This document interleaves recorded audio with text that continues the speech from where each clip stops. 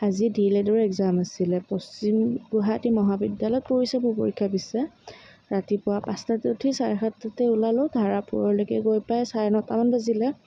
তাৰ পৰা এক্সাম দিবলৈ গুচি গ'লোঁ চিধাই। মই মানে আম্মাক লগত লৈয়ে গৈছিলোঁ। তাৰ পৰা ছিট নম্বৰটো চাই ডাইৰেক্ট এক্সাম হললৈ সোমাই গ'লোঁ। এক্সাম হললৈ গৈ এক্সাম দি ওলাই পাই আহি আৰু দেখুওৱা হোৱা নাই, কাৰণ ভাগৰো বহুত লাগিছিলে। ওলাই পাই আম্মা মই কিবা খালোঁ। খাই মেলি একদম আপোনালোকৰ ঘৰৰ ফালে আহোঁতে আপোনালোকক দেখুৱালোঁ। ঘৰমুৱা হৈছোঁ। লাহে লাহে আহি ঘৰ পালোঁহিয়ে।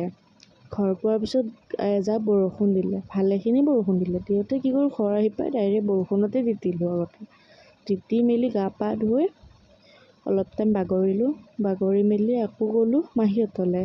সেইবোৰ দেখুওৱা হোৱা নাই আৰু। তাৰপিছত ঘৰলৈ আহিলোঁ। আহি পাই ঘৰতে মাহীহঁততে মই খাই মেলি আহিছোঁ। খাই মেলি ঘৰলৈ আহি ডাইৰেক্ট শুয়ে গ'লোঁ। সেইবোৰ আৰু দেখুওৱা হোৱা নাই। এয়া মানে গধূলিলৈকে আছিলে আৰু গধূলিলৈ এয়াই আছিলে। 10:30মান 11টামান বাজিলে আৰু মই ভিডিঅ' নকৰিলোঁ।